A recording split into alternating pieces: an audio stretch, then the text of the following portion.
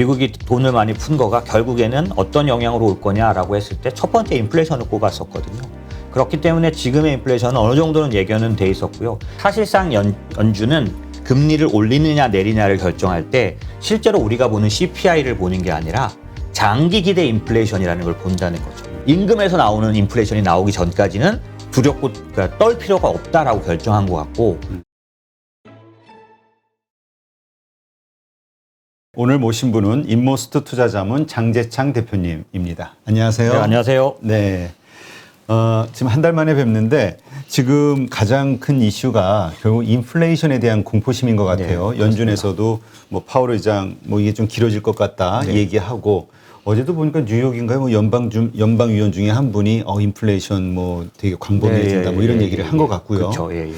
그러니까 좀 겁나거든요. 그렇죠. 인플레이션이라는 게 되게 무서운 거잖아요. 맞습니다. 그래서 이 투자하는 사람들 입장에서는 이걸 어떻게 받아들여야 될지 시그널을 네, 한번 좀 설명을 해 주시죠. 네, 맞습니다. 인플레이션이 요즘 뭐 모두에게 가장 두려움이고 사실 주식시장, 이 투자시장에 있어서도 제가 생각하기엔 이 인플레이션에 대한 의견을 결정해야 뭐 투자를 어떻게 할 건지 그렇죠. 말 건지를 결정할 수 있을 것 같습니다. 근데 사실 저는 먼저 좀 말씀을 드리고 싶은 게 이런 인플레이션이 일정 부분은 상당히 예상됐었다라는 얘기를 드리고 싶은데요.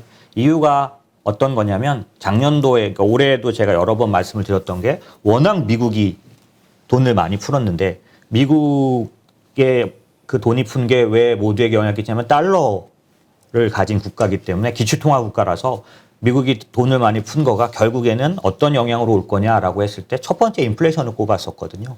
그렇기 때문에 지금의 인플레이션은 어느 정도는 예견은 돼 있었고요. 그 규모 자체가 미국의 통화정책, 재정정책 합쳐서 100년 내 최대였다고 하니 사실 GDP의 막 5배, 그러니까 지금까지 그 팬데믹 때문에 필요한 양의 5배, 6배씩 풀었다고 하니 좀 과다했던 건 분명했고, 그러니 이제 인플레이션 어느 정도 좀 오버해서 나타날 걸로 생각은 했던 거죠.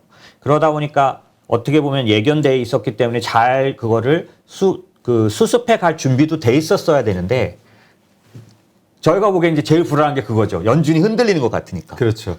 이랬다 저랬다 하는 것 같거든요. 그렇죠. 맞습니다. 그러니까 지난번에 봤을 때는 이거 일시적이야. 지금 뭐 중고차 가격이 뭐 높아져가지고 이런 얘기 했었잖아요. 그렇죠.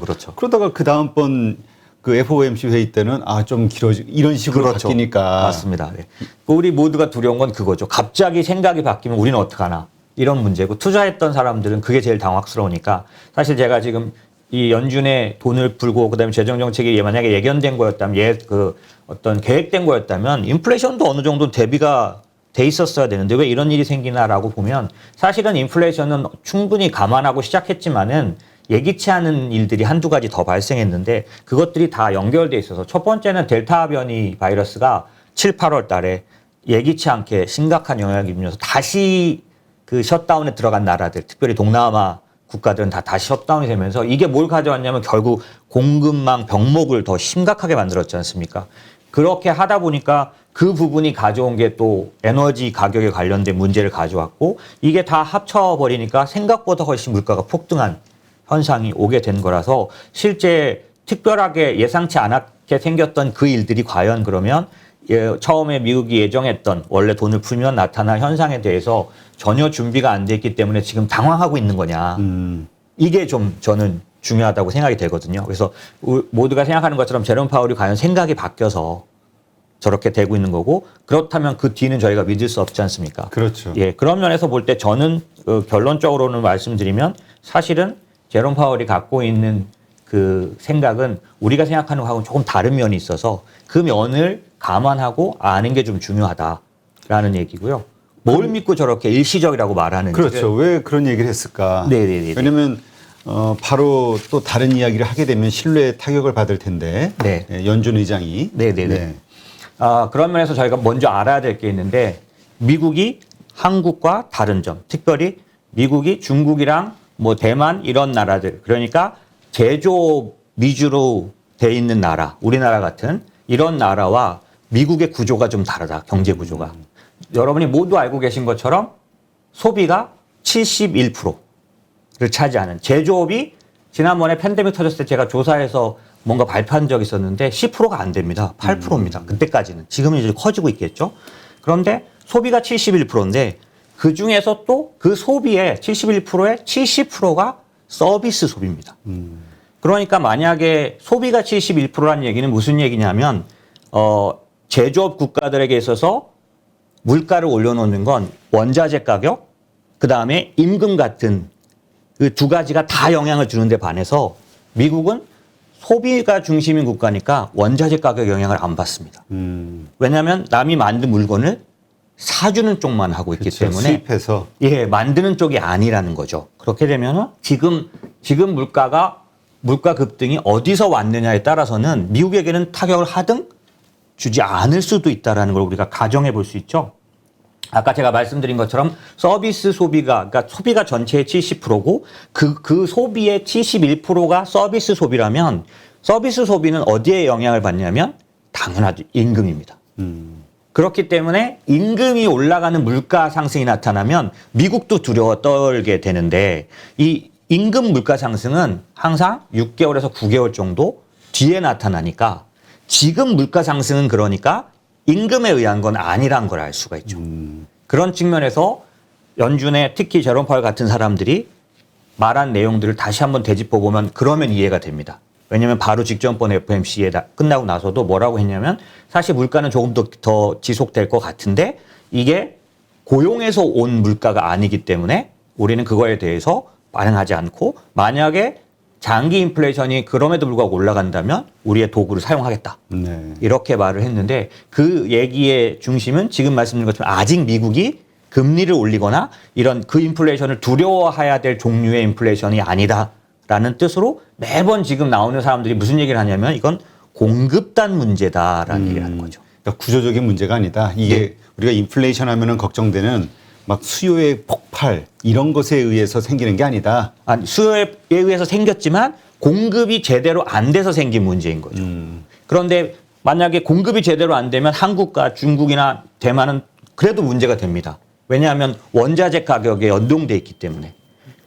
그렇지만은 미국은 원자재 가격에 안 움직이고 아까 말씀드린 서비스 소비 관련된 그러니까 임금 물가에만 관련된 국가이기 때문에 아직까지 지금의 이 물가 상승의 원인이 되는 요인들 갖고는 미국이 두려워할 상황은 현재는 아니다라는 거고 어찌 보면은 그런 것 때문에 최근에 우리 그 코스피가 좀 뒤처져 있고 예, 공급망 문제가 우린 제일 심각하니까요. 그렇게 돼 있고 미국은 고가를 치고 있는 거를 말해준다고도 볼 수 있겠죠. 네. 자, 그렇다면 우리가 인플레이션에 대해서 이제 걱정하는 건 결국 이게 금리 인상의 어떤 시기를 땡길 수도 있고 늦출 수도 있는 문제잖아요. 맞습니다. 그래서 이제 우리가 많이 신경을 쓰는 건데 금리 인상하면 또 투자에는 어렵다라고 이제 일반적으로 생각을 맞습니다. 하니까 네네네. 우리가 그럼 금리 인상과 관련해서는 어떻게 이해를 해야 될까요? 연준의 속마음을. 실제로는 이제 그러니까 금리를 인상하는 거에 대해서 연준이 가진 기준을 우리가 또 좀 다른 면을 봐야 하는데요. 매번 지금 몇 번, 그러니까 예를 들면 최근에 오늘 아침에 이제 뉴욕 여는 월렴스란 총재가 나와서 얘기했던 그 내용 중에 장기 기대 인플레이션이 크게 높아지지 않는다면 혹은 장기 기대 인플레이션이 크게 높아지면 이런 말을 했어요. 그리고 연준 이사들이 말할 때 몇 번이나 주로 장기 기대 인플레이션이라는 단어를 사용합니다. 이게 무슨 뜻이냐면 사실상 연준은 금리를 올리느냐 내리냐를 결정할 때 실제로 우리가 보는 CPI를 보는 게 아니라 장기 기대 인플레이션이라는 걸 본다는 거죠. 이게 조금 어려운데요. 약간 부연 설명을 드려야 하는데 지나간 2014년, 15년, 16년 그러니까 금융위기 이후에 처음으로 미국이 금리를 올린 시기입니다. 14년 1월부터 테이퍼링을 했고요. 15년 12월에 첫 번째 금리를 올렸거든요. 이때 제가 그 일을 보면서 그때 옐런의 그런 정책이나 이런 걸 통해서 제가 배웠던 건 뭐냐면 그때 가장 큰 연준의 고민은 뭐였냐면 인플레이션이 안 생기는 게 고민이었어요. 네. 그래서 인플레이션이 안 생기면 어떤 일이 생기냐면 기대 인플레이션이 없기 때문에 사람들이 소비를 안 합니다. 그러니까 고령화돼서 소비를 안 하는 것과 인플레이션 기대감이 없어서 소비를 안 하는 게 막 섞여서 강하게 나타나면서 실제로 그렇게 돈을 많이 풀었는데도 16년, 17년, 18년 이럴 때 물가지수는 2%를 닿지를 못했었어요. 네. 그렇기 때문에 제가 왜 이 얘기를 드리냐면 연준은 사실 고민이 두 가지입니다. 하나는 뭐냐면 지금까지의 고민으로는 인플레이션 심리가 발생하지 않는 게 오랜 동안의 고민이었는데 지금은 갑자기 너무 큰 인플레이션이 나타나서 얘를 제어해야 되느냐 아니냐 이걸 고민하고 있는 거라서 여기서 중요한 포인트죠. 이걸 연준은 꺼버리기는 원치 않습니다. 무슨 얘기냐면 어렵게 살아난 인플레이션 기대 심리 이게 소비를 만들어내거든요. 네. 이거를 완전히 꺼버리는 행동을 하면 어떤 상황이 오는지는 이들은 여러 번 경험했어요. 그러니까 너무 급하게 금리를 올렸을 때 위기가 왔거든요. 경기가 진짜 나빠져 버렸었거든요. 그렇죠. 그걸 알고 있는 연준은 여러분이 또 참고하셔야 될 게 지금 제롬 파월이 결정을 하지만 사실은 연준의 그 의사결정체는 옐런이라든가 버냉키 이런 사람들이 다 참여합니다. 고문으로서. 아, 그래요? 예. 그래서 과거의 자기 통화 정책들을 다 알려주기 때문에 지난 작년도 팬데믹이 터졌을 때 제롬 파월이 빠르게 돈을 그렇게 퍼부을 수 있었던 건 제가 보기엔 2008년도 9년도에 처음 시작한 양적 완화 QE라는 거의 경험을 그대로 살렸던 거거든요.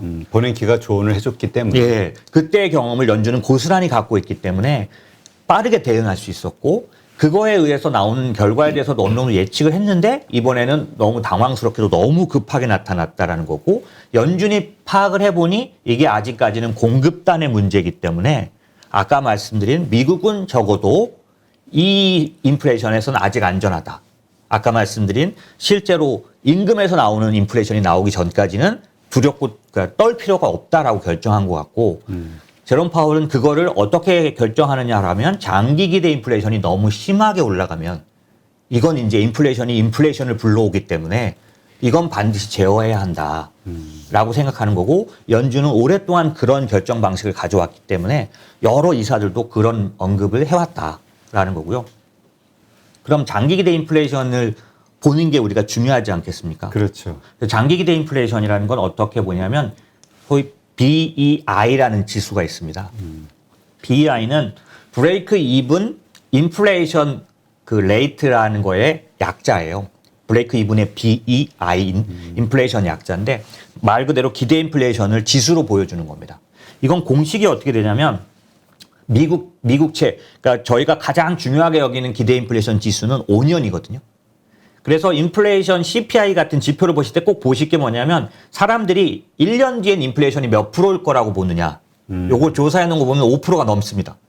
그런데 5년 뒤는 아직도 2%대 중반을 이제 넘었어요.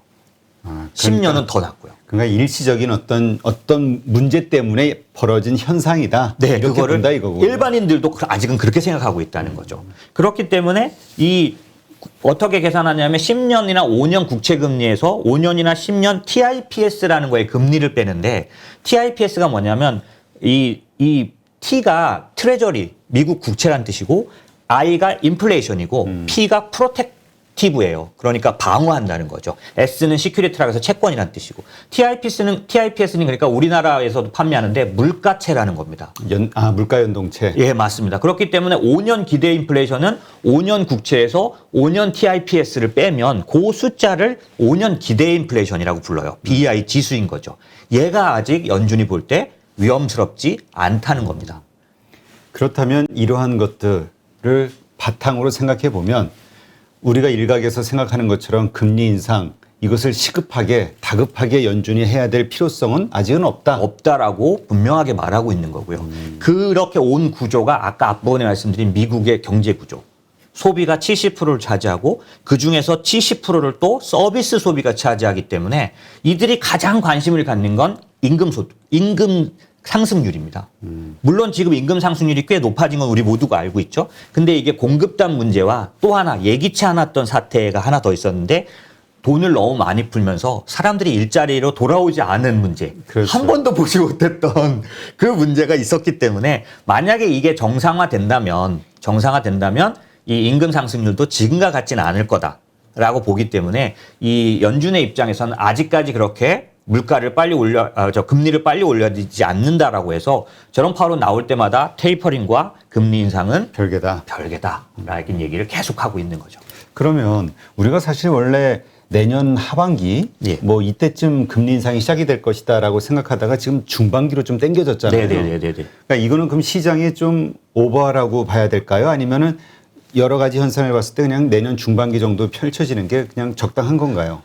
의견이 다르기 때문에 월가도 나눠져 있기 때문에 제가 뭐 어디가 틀렸다고 말했는데 저는 UBS가 말하는 의견을 전적으로 동의하는데 내년 말에까지도 안 할 가능성이 높다. 아, 오히려? 네네. 그러니까 후년에나 할 수 있다? 네네네. 저는 그쪽입니다. UBS는 정확하게 내년 말에 없다라고 말하거든요.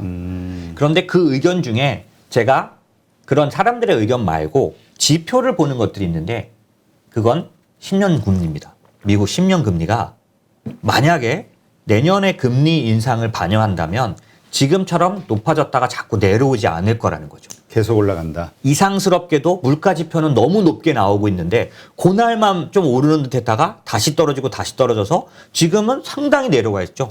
원래는 사실은 우리가 올해 말에는 2.0을 볼 거란 얘기도 너무 많았고 그런데 지금 사실 고점 1.7에서 다시 내려온 거를 요즘은 막 1.5대까지 내려와서 있는 걸 보면 그럼 금리는 언제 오르냐면 물가를 걱정해서도 물론 오르고요. 그다음에 경기가 좋을 때도 오르거든요. 그렇죠. 네네. 그런 면에서 보면 사실 갑자기 예기치 않게 생긴 사태가 있어서 어려움은 왔으나 실제로 금리가 인상되거나 혹은 물가가 무섭게 올라갈 거에 대한 거는 예상하고 있지 않다라는 거를 금리도 말해주고 있다고 보는 거죠. 그렇다면 그 USB 네. 은행의 그 의견대로 만약에 금리 인상을 하지 않는다면 또 일각에 이런 의견도 있잖아요. 해야 될 금리 인상을 하지 않는다라는 건 말씀대로 지금 우리 경제에 뭔가 문제 있는 거 아니야? 여기에서는 어떤 불안 심리가 더 시장을 망가뜨리는 거 아닐까? 맞습니다. 생각할 수 있잖아요. 그럴 수 있습니다. 지금 어떤 문제가 있냐면 바이든이 애가 달았어요. 지금 지지율이 최저래잖아요. 네네. 근데 그 원인이 뭐냐면 일반 사람들이 왜 인플레이션 관리를 안 하느냐.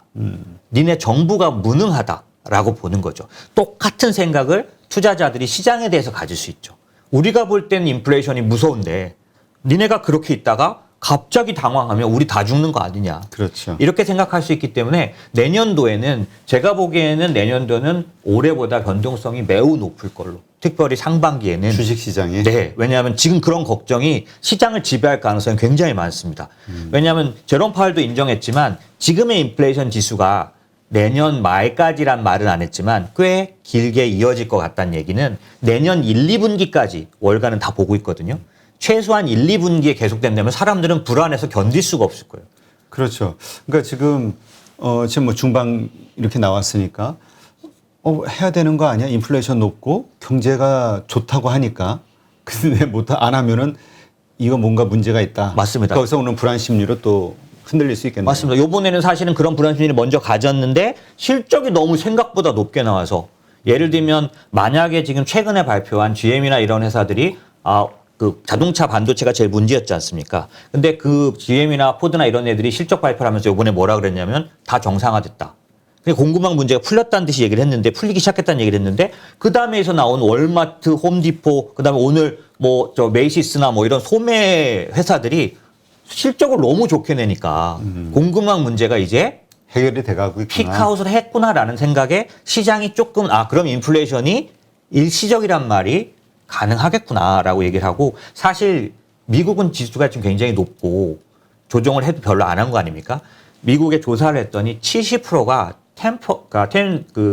트랜지토리 그러니까 일시적이라는 거에 동의를 하고 있어요, 사실은. 시장에서. 네, 이 투자자들이. 네, 그러나 일반인들은 바이든을 닥달하고 있는 거죠. 그렇죠. 우리가 그냥 일반적인 수치만 보면 그렇게 생각하는 거죠. 그리고 어쨌든 문제가 그 공급단 문제 거기에서 이제 일어난 문제니까 그게 이제 해결이 돼가고 있다면 이거는 조금만 더 시간이 지나면 자연스럽게 해결될 문제라고 보는 거니까 거기는 특별히 따로 할 게 없는 건데. 그러니까요, 맞습니다. 우리 보는 국민들 입장에서는 뭐야 당장 해야지. 당장 물가는 오르니까요. 그렇죠. 이들의 체감 물가는 오르는데 투자자들은 그런 걸 보는 거죠. 최근에 발표한 제가 좀 약간 인상적이었던 게 ISM 지수 그쪽에서 나온 것들을 보면 원인을 정확하게 딱 뭐라고 꼽았냐면은 그 두 가지를 딱 말했는데 아주 강한 수요. 두 번째는 물류 지연. 물류 대란이라고 그러잖아요. 예, 그렇게 딱 말을 했는데 그 뒤 며칠 뒤에 지나간이라 며칠 뒤에 원래 미국장이 한번 크게 올랐을 때 그 소매 판매가 높게 나왔지 않습니까? 그러니까 이거를 그냥 확 인정해줘 버린 거죠. 아, 그랬구나. 그러니까 이걸 넘어서는 정도 소비를 하고 있구나. 그러니까 아직 미국 경제는 건강하다. 그러면 내년 중반 혹은 뭐 내년 하반기까지도 금리 인상을 하지 않는다. 그럼 이것은 주식 시장에 도움이 되는 건가요? 아니면은 오히려 아까도 얘기했던 불안 심리에 의해서 오히려 패닉에 빠질 수 있는 건가요? 그거를 좌우하는 건 EPS 겁니다. EPS? 실적이요.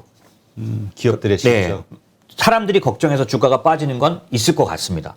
당연히 사람들이 만든 게 주가 아니겠습니까? 중반에. 예, 그러니까 저는 7월, 8월. 예, 1, 2월까지는 지금의 나이스 무드가 갈 거라고 보는데 3월부터 해서 그러니까 정확하게 2분기쯤에는 분명한 그런 걱정과 염려에 의한 하락과 조정이 있을 걸로 보고 있고요. 제가 그걸 맞출 수는 없습니다. 그냥 이렇게 그렇죠. 생각하고 있는 건데 그런 모습에서 사실 만약에 이번에 어땠냐면 4분기의 걱정은 뭐였냐? 3분기가 피크 아니냐는 거였어요. 그렇죠. 그런데 지금 4분기 실적이 더 서프라이즈를 내고 있습니다. 심지어는 우리가 당연히 나빠질 거라고 봤던 소매 쪽조차. 그렇기 때문에 내년도에도 그런 실제로 실적이 좋아지는 것들이 받쳐주면서 그다음에 또 하나는 2분기까지 확인한 물가지수가 그다음에 공급망 지수가 해결되는 모습들. 지금만 해도 저희한테 어떤 보고가 들어오냐면 그 BDI라 그래서 그 해운 항만 관련된 그 배 컨테이너 가격 운임지수 이게 지난주만 26% 빠지고 높았던 때로 보면 50%가 떨어졌어요. 아, 많이 빠졌네요. 네. 해운주가 빠질 이유가 되네. 그렇죠. 그리고 LA 뭐 롱비치나 이런 데 그 서 있는 배들 숫자도 사실은 예전엔 뭐 단위가 110 막 이럴 때면 지금 80 뭐 70대 이렇게 내려와 있고 많이 그러니까 풀렸다 이거군요. 물류가. 네, 이거 피크아웃 친 것 같습니다. 그러니까 이런 것들이 내년도에도 같이 나올 가능성이 있지만 CPI는 계속 높이 나올 테니까. 왜냐하면 CPI는 지금 높게 나올 걸 거의 알 수 있는 게 임대료 관련된 지수가 여전히 살아있고 얘는 뒤에 올라가거든요. 지금 이제 나오기 시작했으니까요. 뭐 이런 쉘터 지수 같은 것들 때문에 높게는 나올 거는 우리가 분명히 알 수 있는데 걔와 함께 나오는 다른 지표들 얘를 인정하는 사람은 이거 해결될 거야 라고 볼 거고 그걸 인정 안 하는 사람은 계속 물가가 이렇게 높게 나오는데 이러고 있으면 되겠어? 라고 할 수 있겠죠. 그러니까 내년 상반기 2분기서부터는 지금 말씀하신 대로 금리 인상을 왜 안 하지? 만약에 안 한다면 네네. 그거에 대한 불안감으로 시장이 더 조정을 받을 수 있다. 맞습니다. 이렇게 이해를 하면 되겠네요. 대신 그것이 일시적으로 끝날 것이냐 조금 심하고 오래 갈 것이냐는 결국 기업들의 실적 발표에 따라 달려 있다. 맞습니다. 그래서 공급망 지수라는 것들, 그 다음에 기업의 실적 이런 것들이 이제 계속 나오면서 이게 같이 해석을 하면은 이해가 되지만 하나만 보면은 절대 불안한 상황이 될 거로 보이는 거죠. 네. 하여튼 뭐 내년 상반기 뭐 얼마 안 남았으니까 그런 것도 하나의 그 리스크 요인으로 한번 생각을 해보고, 그러니까 금리 인상을 하는 게 리스크가 아니라 안 하는 게 이제 리스크 요인이 될 수도 있는 거잖아요. 지금은 거의 제가 볼 때는 왜냐면 제가 해석한 연준의 그런 행동에 비하면 그런 거에 따르자면 사실상 그 테이퍼링도 아주 강력하게 늘릴 가능성은 낮거든요. 왜냐하면 사실 만약에 12월 말에 조정하게 되는데 12월 달에 조정하게 돼 있는데 내년부터 사는 그 줄이는 양을 크게 해버리면 시장 굉장히 흔들릴 겁니다. 왜냐하면 금리 인상이 다가온 것처럼 느껴지지 않습니까? 그렇죠. 그러니까 연준 패드 입장에서는 제롬 파월 입장에서는 조정하기 쉽지가 않을 거고요. 결국에는 내년에도 끝나고 나서 아무 말도 없으면 시장은 굉장히 궁금한 거죠. 예, 그런 상황이 아마 지금 말씀 나눈 대로 상당한 우려와 하락을 가져올 수는 있을 것 같습니다. 네.